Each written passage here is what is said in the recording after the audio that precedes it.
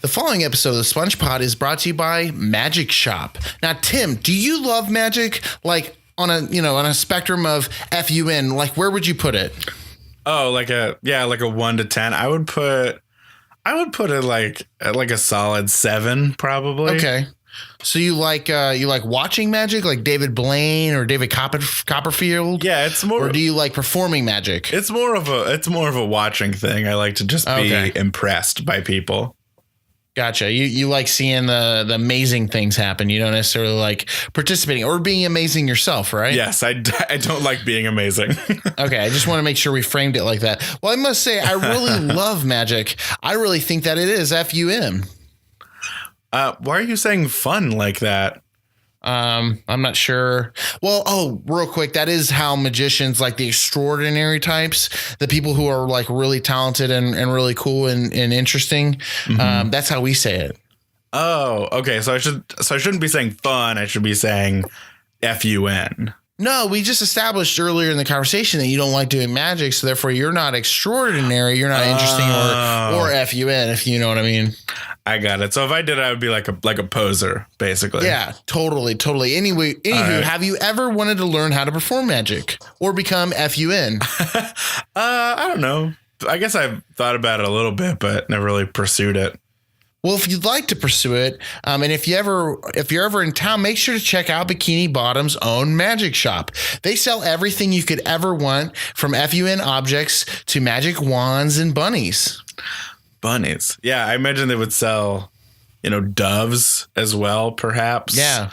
Yeah, they sell the jackets that you could put the doves in, so that the dove has to smell your like smelly armpits for 8 hours while you're like hanging out with people, just so they are like not suspecting that you have a dove in your jacket. Right, you gotta like wait people out with this dove in your jacket for them to ask you to do. You can't bring up your own magic.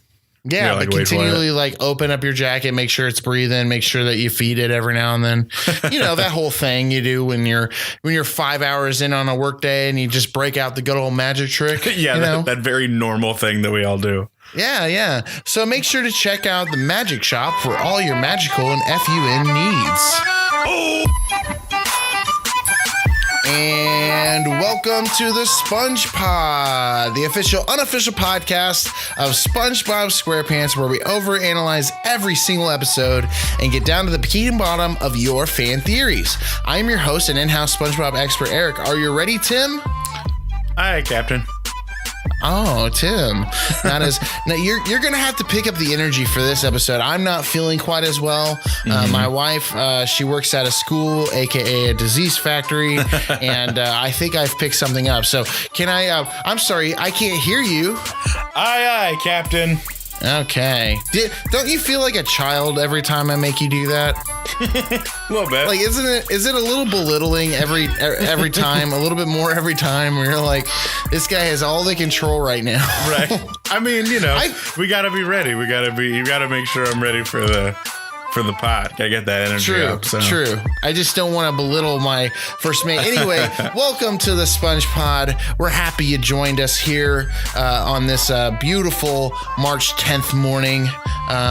How's it going, Tim? How you doing? It's going good. Nothing to say. Just glad we're just rolling along. We've made it past 10 episodes now. Oh yeah, which I think is quite a big 10 number, and now we got another 390 or so to go. Right, not that many. Yeah, totally. Anyway, today we have a great episode coming your way. We're working through Mermaid Man and Barnacle Boy, a classic episode of SpongeBob, and we're also going to be chatting it up with the man, the myth, the Milky, Michael G, one of our sound producers. We just wanted to have him on to talk through his job here at the SpongePod and his job on the outside world, and we wanted to kind of catch up with him. How's that sound, bud? Yeah, that'll be great. Love talking to Michael, giving him some props on the pod for being so integral to various aspects of it. So definitely. He was there at the beginning, and he will be there hopefully for the rest of the 10 years. Yes. I can verify that. Anyway, so I just want to start off today by quickly asking, have you ever met any of your idols, Tim? I've kind of met some of my idols, I'm thinking of two examples. I told you, did I tell you I met Chris Gethard after a show? Did I tell you about that? I went to go see him. So, obviously Eric and I really love the comedian Chris Gethard, and I saw him after a show in Bloomington. I got to meet him afterwards. Everyone was in like this really long line, and he's a super cool guy. That's the thing. He was very cool. I wish I was even a modicum of cool. Like I kind of spilled on him a little bit. I was like, well, that's his thing. He deals with a lot of like the emotionally deprived people, like the right. people who are like really strange in society. That's like his MO. So he has to deal with those types of people. I mean, like, I'm sure the first 100 people that he met, he was like completely, not prepared for, but I bet he was pretty prepared for you. Yeah, I can see that. That's a good point. That makes me feel a little bit better. It's so funny because you took Chris Gethard because he did a show in my apartment, and that's like forever going to be my claim to fame. Like, I'm pretty sure he doesn't know my name at all. He shouldn't know my name, but he did a show in my apartment, which I was super, super proud about. I will say the idol that I met Antoine Randall. I don't know if you've ever heard of that guy. He's an old football player from the Steelers. He had a very pivotal play in a Super Bowl that won us a Super Bowl one year, and that's why. And I met him at a Menards in Indianapolis. Is that right? He was just Well, he played at IU. He played in Bloomington for football, and so he did like a fan meet and greet at IU, and that's where I met him, and I shook his hand, and that's the rest is history. That's that picture. Now I'm hosting the SpongePod. Yeah. That's that picture in your parents' bathroom, right? Yeah, definitely. Okay. It's like old, like middle school awkward Eric and this like really well put together, 20-something-year-old guy. Yeah. Well, it just makes me think, of like time. Like we kind of measure our life in time, obviously, here in the above ground. I'm 27 years old, and Tim, you're 27, correct? Yes, also 27. Yeah, we're both of the same age. But it's kind of strange because there are whole years that kind of pass you and you're like, oh, nothing cool happened that year. And there's some years that happen, and you're like, I'm at Antoine Randall, and it's kind of strange how we kind of segment our time. But I just kind of want to encourage you here this morning, this beautiful Saturday morning while you're watching SpongeBob and all the other Saturday morning cartoons and getting down and listening to the SpongePod with us, that I would just challenge you to take advantage of your time. Today, if you're going to go out into society, shake someone's hand, smile at them, make sure that you take advantage of all the time that we have here, because one day we will all be a crusty bag of bones like we see here with Mermaid Man and Barnacle Boy. This is definitely not their glory years. You know what I mean? Mm-hmm. Yeah. Time is I don't know. It's funny also when you think about like looking back on things. Like, I don't know, being 27, I don't consider myself like that old, but I look back and I've been doing, like, for instance, like doing youth group at church for like 10 years now. And I'm like, oh, that's like Did you get like a jacket at that point? Did they give you like? I should have asked. It's like great like sweater. You should ask for them. I mean, they definitely have time to make up for it. Right. Get a nice like a cardigan with like a patch on it. Yeah. Yeah. Like you put some good duty into that to the youth group. Yeah. Yeah. Well, make sure to check out our social media. Check out our Twitter and Facebook at the SpongePod. Check out our YouTube. We dropped a fun video. Make sure to check out our YouTube at the SpongePod, and make sure to shoot us some email questions. We'd love to hear from you and see what you have to say. Shoot that at the SpongePod at gmail.com. And let's get into this episode. This classic episode here with the first act. SpongeBob and Patrick are dressed from head to toe in superhero gear as they watch a classic episode of superhero series Mermaid Man and Barnacle Boy. Waiting to take these inspirations to the street, they set out to Bikini Bottom, where they find Squidward on his normal Saturday routine of tanning and fighting their now evil nemesis Squidward, they pretend to assemble a jellyfish that is floating around their nemesis, but it gets thwarted by the squid when he blows it away from his vicinity. They then put a tent over their arch nemesis to stop his suntan, but Squidward quickly destroys the tent with a vicious rage. Finally, Squidward drops the word that the real Mermaid Man and Barnacle Boy live right down the street at the local retirement home. So the two visit their heroes only to find a delusional pair of saggy bones who no longer are fighting crime. Mermaid Man is deathly afraid of the word evil, and Barnacle Boy is now an old geezer. How will Bikini Bottom ever stay evil when evil? Oh my gosh! How will Bikini Bottom ever stay safe when evil is at foot and the host of the SpongePod can't read? How will they indeed? Yeah. So I think the first thing that I kind of picked up here is that it's interesting that SpongeBob and Patrick are both watching Saturday morning cartoons. You know, it's not just the practice of people above the water, you know, on the above ground. It's also SpongeBob and Patrick. So I wonder. Let's just go deep into our conspiracy theorists. You know, let's put our hats on, if you will. I wonder if they're listening to the SpongePod. Yeah, I mean, I think that's a pretty logical leap that if they listen to Saturday morning cartoons, that it would be possible for them to listen to what they probably get. They get, you know, all media from the above ground, maybe just a little slower. They have to via their classic, you know, bubble Wi-Fi. Right. Yeah. You know, the bubble Wi-Fi. It has to work. Yeah. No, I think the thing about it too is like, I wonder if they like what kind of podcast they like, you know, I wonder if they like our over analysis of their very basic work. You know, I wonder if they like taking, you know, the 10 minutes that they took to do the SpongeBob episode. I wonder if they like it that we take 40 minutes to explain it, you know? Yeah. I wonder how that works. I was laughing thinking about like SpongeBob or Patrick listening to like a true crimes podcast, like Serial. Oh yeah, like Serial. Yeah. SpongeBob's like, ooh, interesting. Like, oh wow, that was a real strange SpongeBob impersonation. Yes, it was. Yes, there it was. Stand by there it, he did it. Yeah, I wonder if they're doing this podcast about the SpongePod. You know, I wonder if they're overanalyzing our overanalysis of SpongeBob. That's just a good old fashioned SpongeBobception. Yeah, or maybe they're like correcting us. Yeah, like, that I haven't been receiving their corrections because I'd love to. I'd love to hear what they have to say. Yeah. Anyway, Tim, did you find any theories on this? Yeah, so this is a fan theory from Hawkeye2938 on Marvel.com. Says, I think Mermaid Man and Barnacle Boy were rejected Marvel superheroes. I think Stan Lee kicked them out and gave them the ability to breathe underwater after everyone realized that Iron Man is clearly the dopest superhero. I think someone from HBO needs to do an investigation as to why they ended up getting kicked out, and we need some answers. Interesting. That is. What do you think?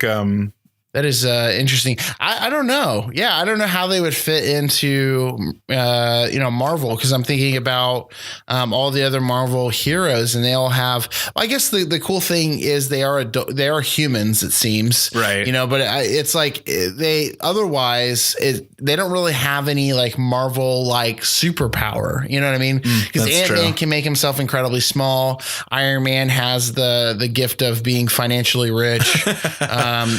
Spider-Man, you know, can obviously do flips and cool kick flips and stuff. You know, you got all kinds of. I mean, Wolverine kind of, you know, hits you with his blades through his knuckles. I mean, you have all kinds of different guys, but obviously Mermaid Man and Barnacle Boy. I mean, later on we see them do like a little whirlpool. You know, Aquaman, I would imagine, could do that from the DC side of the spectrum. You know, but it doesn't seem as though they have a whole lot to really offer. You know, the Avengers. I mean, I don't know what you think. I do that. I think it's interesting, like, the idea of like Mermaid Man and Barnacle Boy being like rejected heroes. Like, what did they do? What did they do to like get them kicked out of like the Marvel universe?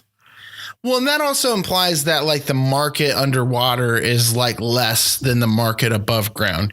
You know, that they had like Marvel had less money to make underwater than they necessarily did in America or Asia, you know? So, I mean, this is kind of sending to the Bikini Bottom, you know, people who we are doing all of our ads for. So I don't want to go down that road as much, you know? Yeah, I was just thinking that we'll kind of get to that later, but obviously there is some demand for these underwater superheroes. So I think Marvel really missed out.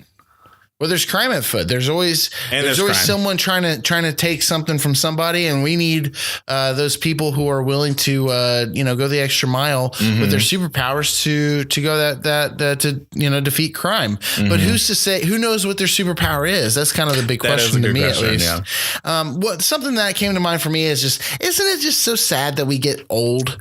You know, I mean, isn't it just the worst? I mean, we're talking about time earlier, and I guess like as a kid, I really wanted to be an adult, you know, with a wife and, you know, my own responsibilities. But now that I'm thinking about it, I'm like, I really want to just go back, you know, or I want to go really far in the future where I'm like not as like upset about where I am, you know, or not like frustrated about whatever it may be, like finances or whatever it may be. Yeah. I feel like finances are probably something I'll be frustrated about throughout my entire life, but you kind of just you always want to be at a different time than where you are currently. You're always like, well, the grass will be greener, you know, next year. Yeah. But the next year comes along, you're like, dang it, a whole year came along, you know, dang it. Well, where did that year go? You know, I don't know. It seems like the time is definitely an enemy of all of us. And it's just, it kind of stinks. It's kind of weird to think about, like in 30 years, like there might be people that like look back at the SpongePod and they're like, what, why did two like 27-year-olds jump into a podcast where they just talked about SpongeBob all day, you know? Right. Yeah. Like, yeah. What will be the legacy of the SpongePod? And this is all like online. So there's no like hard copy of anything to like really get, you know, destroyed or something. So who knows? In like 2000 years, they might have documents of like how society like lived through the world of podcasting. And they'll definitely think that we're the most like strange and petty creatures if they listen to SpongeBob just because we overanalyze everything. Well, and I'm sad to think that like generations will look back at like our in 2000 years, we'll look back at ours as like, they'll use like Twitter as an example of humanity. Like that makes me sad to think about. Like, man, they got real snarky real fast. They were writing history books and then they just started getting mad at each other because they didn't like that Mayo ad. There's so many Nazis on here. Yeah. Yeah. Anyway, we're only 11 episodes in and we don't necessarily want to get that existential as if we're going to last for any more than another 11. But who knows? In our second act, finding our superheroes watching TV in the retirement home, the crusty old super seniors are trying to live out the retired life while SpongeBob and Patrick continue to bug them about getting back into the superhero business. After several failed attempts to reunite our heroes, including painting their invisible boatmobile and a classic soliloquy about the merits of the older generation, SpongeBob and Patrick plot out a better plan to inspire the two saggy heroes. After another failed attempt, Mermaid Man and Barnacle Boy agree to rid the world of our two heroes, SpongeBob and Patrick. They reunite to fight evil, which is at foot. But it turns out it's our heroes, SpongeBob and Patrick, which kind of brings me to think like, who's the bad guy in this tale? Are SpongeBob and Patrick, or like the bad guy might be time in general? I mean, what do you think? Who do you think the enemy is? That is a really good, a good question. I think it's funny. I do think it's so funny that like SpongeBob and Patrick are like so excited to be the bad guys. Like they're aware that they're actively the bad guys, but they're like so excited about it. Yeah. They're hype about it because they get to see their old, heroes at play. I mean, like if I get to watch, some of the old classic football players, play football, I mean, I would be extremely excited. Even if I'm, the guy that gets ran over by Jerome Bettis, right. It would be fun to see. It'd be a headache, but I would have a lot of fun, watching it happen. Yeah, you'd be like right in the action. That's got to be like a VR experience. They're gonna have to make a VR thing about that. One day you're gonna be able to like get in a fight with like Muhammad Ali, and like the like ghost of Muhammad Ali is just gonna be rolling over his grave, that knowing that his family sold his image for such a commercial purpose. Yeah. One person in that family is going to break, and they're going to be able to, like, someone's going to be able to buy it. Everyone's going to hate that one guy. Anyway, did you find anything on this episode? Yeah. This was kind of a very specific thing, but this is from a user named Get Off My Lawn 2938. From Ford.com says, the invisible car is something that Audi and Tesla have attempted to make for years. This episode is a glaring criticism of how long it is taking for paint companies to come up with an invisible line of cars. Interesting. Yeah. Yeah. I don't know how good I would do with the invisible car. I mean, I guess I do like arrive to work, and half the time I'm like, did I drive here?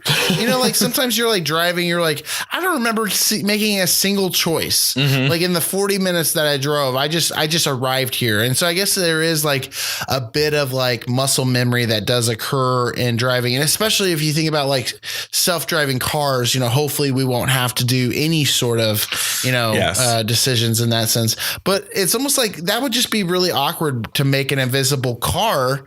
Like, what would the purposes of an invisible, other than like being a superhero, what would the purposes be? Because it's not, I mean, there's no, if anything, it would like hurt people who are trying to cross the road. Yeah. I seem to always have the opposite problem, which is I'm always trying to find my car. And if it's invisible, definitely. No, I can't find it. Obviously, this is kind of like a joke on like Wonder Woman's like invisible jet, which like I didn't make that connection. I didn't know that Wonder Woman had an invisible jet. Yeah, that's like a thing that she has. But that's the thing is that's also not super useful. Like even in those like comics, it's like. What? To clarify, I'm only an expert in SpongeBob, so I don't really know anything about Wonder Woman. Right. Yeah, I just want to defend myself real quick. No, I mean, I think that's kind of a minor detail. But that is kind of strange. Like Wonder Woman has an invisible, jet. You're kind of thinking like, well, why can't you just make it a super cool color? Like I almost feel like that would be just as fun, Right. Yeah. And it's but no, seriously, like what is Mermaid Man and Barnacle Boy? Like it's kind of interesting because they have this invisible jet, but like they're both humans. And if you look at it, like Barnacle Boy has this massive nose. He has a Squidward sized nose. Yeah. Are they humans? Like, what do you think they are? That was the first thing that I was kind of struck by. I was like, oh, yeah, like these guys look very human, like, and it's not even mentioned. And Mermaid Man has like a star in his nose, so I wonder if that's how he breathes. Oh, that's interesting. That I just thought, oh, it must be hard to breathe. But if you don't breathe underwater, then I could see that. But maybe it's like that Harry Potter thing where like, they just, it's a special thing that he has that makes him breathe underwater. And maybe for Barnacle Boy, it's that like monster of a nose that he has. Maybe that kind of helps him kind of breathe underwater as well. Yeah. I wonder. Yeah. That's so interesting. I do wonder if there's like, sorry. It kind of brings up, we were talking about like, where do they come from? Like where? Yeah. Definitely. Like what state are they from? Like, where are they going? I wonder if Sandy consulted them. I bet like one day there will be a really great like origin story of like two sailors from like Boston Harbor, like, and they're just like they're friends with everyone in the crew, but the crew like ships off to Florida and they want to stay with their families in Boston, and they have to like join this new tanker, and everyone in the tanker likes the Patriots, and they are adamantly like not Patriots fans. Okay, and so they just get thrown off of the tanker while it's out in the middle of the ocean, excavating and sending down their research squirrels, and and somehow like the universe collides and it allows these two to live underwater and fight crime. I bet that's you're welcome, Marvel. There's your next movie. Hire this man to write that origin story. I think that's perfect. Yeah. Well, anyway, pushing right into the third act, our final act of this great episode. So Mermaid Man and Barnacle Boy reunite after a rough attempt at putting their rings together. They throw some water balls at SpongeBob and Patrick, only to the two's delight. Once they see that SpongeBob is absorbing the water balls, they dog paddle away, creating a raging whirlpool. SpongeBob and Patrick are having the time of their life around the whirlpool as the heroes have yet again. I'm yawning in the middle of this read. The two superheroes have failed yet again. They choose to call their old allies, calling for the sea creatures of the deep to reassemble. But it seems as though they are all old and crusty like Mermaid Man and Barnacle Boy. The old sea creatures throw SpongeBob and Patrick away from the scene, and Mermaid Man and Barnacle Boy feel rejuvenated. Now, there's so much that happens in this episode to talk about. I mean, what do you think? How do you think like a water ball works? Yeah, I guess my thought with that is like, since they're old, all of their powers still work, but they're like lesser. They're just less. Yeah. So maybe at one point it was like actually like a very maybe it was like painful. A bullet, you know? Yeah, something actually. Oh man. Which brings up that other thing that we always talk about, which is like it's a water ball already underwater. So like, how does that work? Yeah. That's interesting. That's maybe like how you kind of push water at your buddy when you're underwater. Oh, that's true. Yeah, except I can see it's that. Like violent and it hurts. You know? I can see that. Yeah. Yeah. What did you think about this act? Yeah, again, a lot going on. I thought the kind of going on with there's like superpowers is, they call for the sea creatures of the deep to assemble to them. And I think perhaps because they're older and maybe a little weaker, their signal doesn't go as far.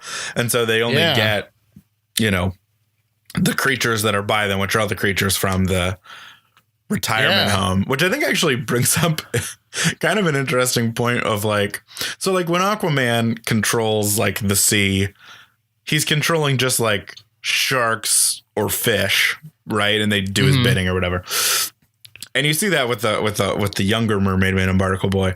But then with the older one, the people that come to their aid are like sea creatures of the deep, but they're also like people kind of. So like normal. So do they have like no free will? Like, does this thing like mesmerize them so that do they have to come, or is it like a hey, if you want to come and help out, you can? Like, is it an option? I'm sure it's just like, maybe the sea creatures of the deep are their own form of Marvel, and so maybe like just like Iron Man doesn't always have to show up whenever there's like a big bad battle in Japan. Okay. Maybe it's just like the Incredible Hulk, or sometimes it's just Hawkeye and his girlfriend.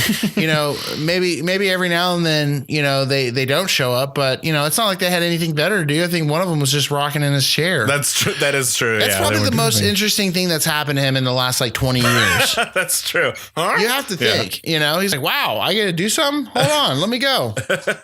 That's true. It kind of makes me think like in 40 years, I hope like Samuel L. Jackson and like, Robert Downey Jr., whoever's still alive, whoever has still survived their Marvel woes. I hope in like 40 years they have this like great superhero movie, Yeah. Like a great Marvel movie where it's like retired old Samuel L. Jackson, old like Mark Ruffalo, Chris Evans. all of them. Yeah, Chris Evans. Oh man, when he gets old, him and Chris Hemsworth, they're still going to be swooning all the young folk, right? But it'd be funny to just see them, in their own form of retirement home, kind of, go at it. That'd be really fun. Yeah. I mean, I know it's a little different, but it's a little bit like, when in the movie Red, when like Bruce Willis and like Helen Mirren and John Morgan Malkovich. Freeman.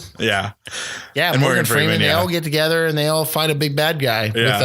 But Bruce isn't nearly as old as the other guys. That's true.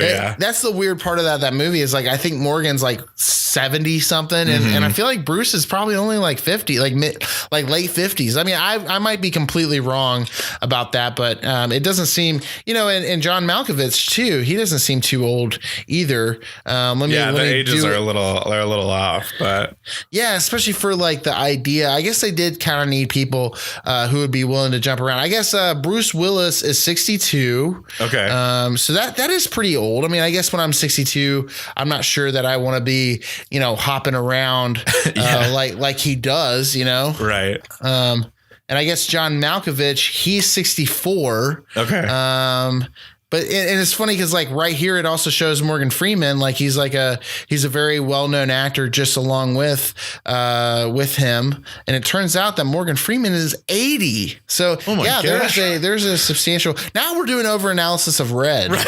We're not even talking about SpongeBob anymore. I'm just like Google searching stuff and just reading it off to you.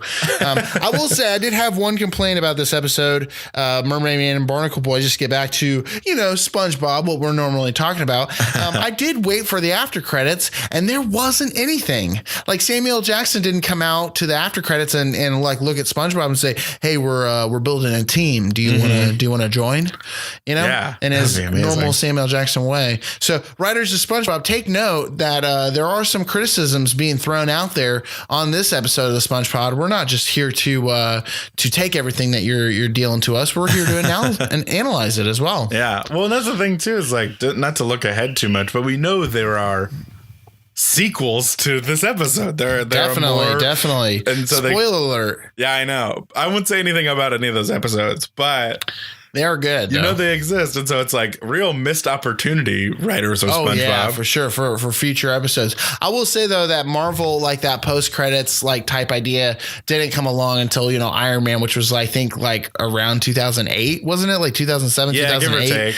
And I think this episode was probably like 1990 or no, I guess it was 2001 or so. I guess this episode was, I think it was. I don't really know off the top of my head. But anyway, that was Mermaid Man and Barnacle Boy. We're going to be talking with Michael, the man, the myth, the Milky, Michael G, right after this word from our sponsor. Tim, now I got to ask you, my friend, do you like comic books? I love comic books. Okay. All right. So what is your favorite series? Oh, I have so many, but I will tell you, I really love this one called, I really love Spider-Man. We'll start there. I love Spider-Man. So good. Easily is there my favorite. like a story, like a series of Spider-Man that you really enjoy? Yeah, it's called Ultimate Spider-Man. I think it started in like the early 2000s. And was kind of a reboot. So the art style is real, like it's very like cartoony, but the stories are cool, and it's got updated references, not from the 60s, and it's really well written. Yeah. So that's my favorite. Well, there you go. I'm not really into comic books. I've gotten into a few of them. I've received a few of them. But I've never, it's just they're too many, it's like always. Yeah. There's even the smallest like superhero. Like I don't know who the smallest one could be, but I feel like they still have like a series of like 200, right. Like series comics books. But anyway, if you really like comics and you'd like to get all 3 million of the Spider-Mans, make sure to check out Near Mint Comics. Now you'd have to avoid people like Bubble Bass if you're interested in getting the latest in the world of comic glory. Check out New Mint Comics. Now I have to ask, like, what type of comic books do you think they have in Bikini Bottom? I mean, I think the obvious example is there's Mermaid Man and Barnacle Boy. Definitely. Comics. Maybe like one of the issues they commonly have is they always get water in their nose. Yeah, and it's constantly trying to. Yeah, and so it's like the villain that's like maybe just like plumbing out people's noses. You know what? I wonder if they have any issues of like what's it called? He's the guy who's like the ghost, like the green ghost. Oh guy. Yeah, I know who you're talking about.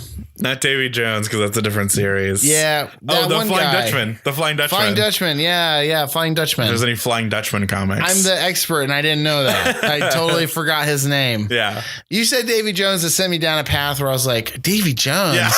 I didn't know Johnny Depp was in this. I didn't know Johnny Depp was in this picture. But exactly. Yeah. Yeah. So anyway, check out Near Mint Comic Books for all your comic booky and Davy Jones needs. Welcome back to the SpongePod. Thank you for listening to those messages from our sponsors. Make sure to tell them that the SpongePod sent you. So we are here with a legend of the SpongePod. He is a childhood friend of Tim and I's. He produced our cover art and our outro music. The man, the myth, the Milky Michael G. Michael, how you doing, man? I'm doing quite well. How are you? I'm good. I'm glad we could get you on the SpongePod. Thanks for taking a minute out of your busy schedule. I guess like 10 to 12 minutes out of your busy schedule. Oh, it's good to be here.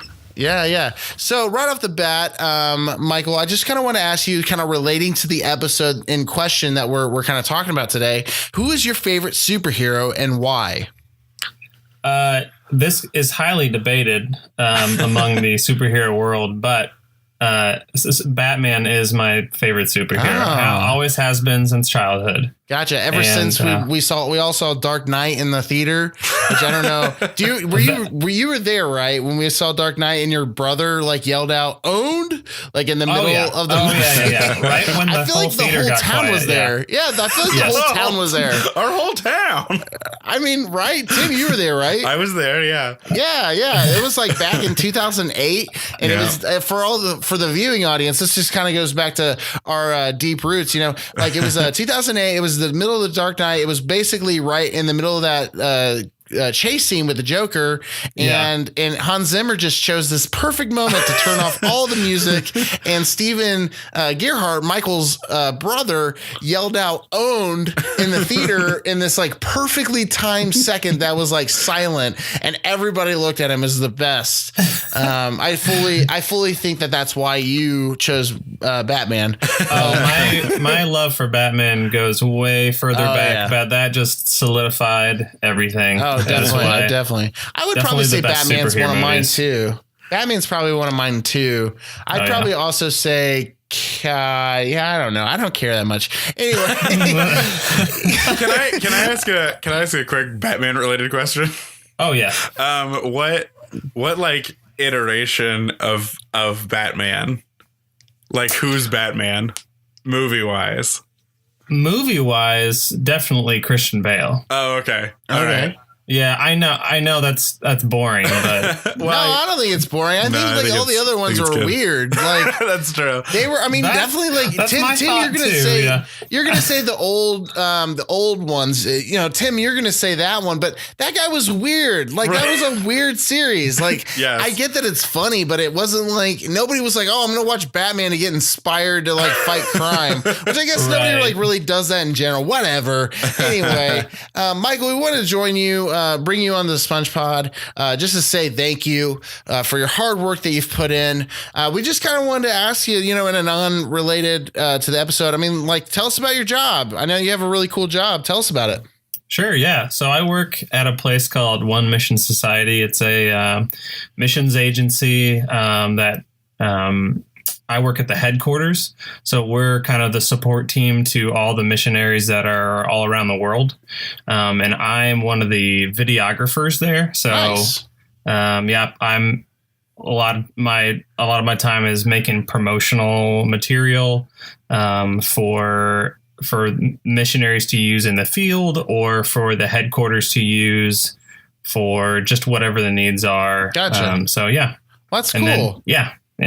Yeah. Well, I know you recently took a trip to Taiwan. Tell us a little bit about that trip.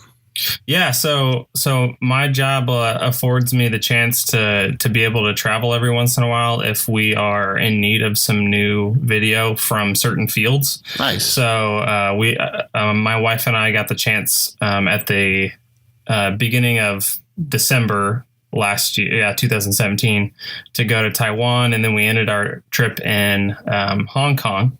Okay. So just a super, super sweet opportunity just to kind of expand our our view of what the world is. And and you know, I've never been to Asia. Is that the first time you went to Asia?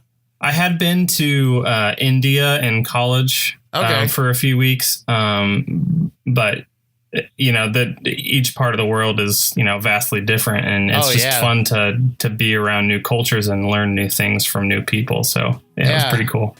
Yeah, like I think I've been to Europe and Brazil, I guess. Okay. Which I guess those are the furthest away. But yeah, no, every time you go somewhere, even like Europe, like it's like that, like very different. You know, it's like a modern society, but it's very different. I'm sure that was thrilling.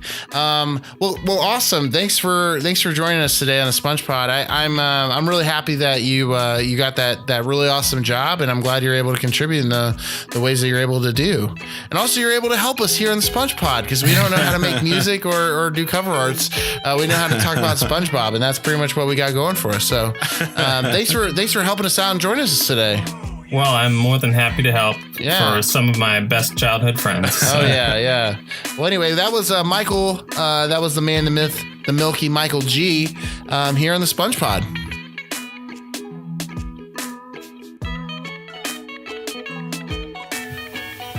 All right. Thank you so much to the man, the myth, the Milky Michael G for that great interview. This was a great episode. I'm glad we were able to do this one. What do you think about this, Tim? Yeah, I love, Mermaid Man and Barnacle Boy are kind of like a parody of like 1960s Batman, and so I'm like all for it.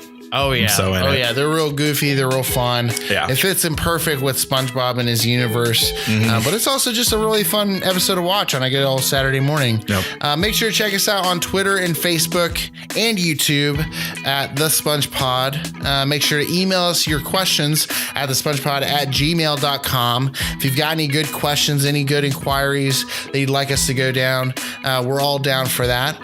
Data research was by Kevin Slominzik. Our associate producer is Jeff Shuri. Creative producer is Jake Carter. Our child care producer is Christina Crosley. Office assistant is Zach Cooper. Audio engineer is Jessica Brummett. Music by DJ Eugene, and music and cover art is by the man, the myth, the Milky Michael G.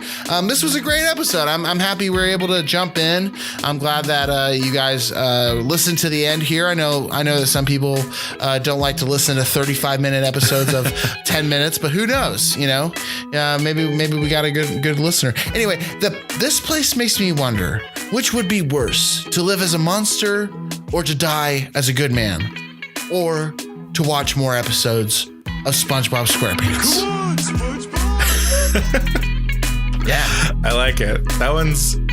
That's a good one. I haven't seen. It's from Shutter Island. Shutter Island. I have not seen Shutter Island. So we need to get that, man. We keep coming around these movies that you haven't seen, and it's I know. Yeah, we got to get you up to date. So enjoy your week, everyone.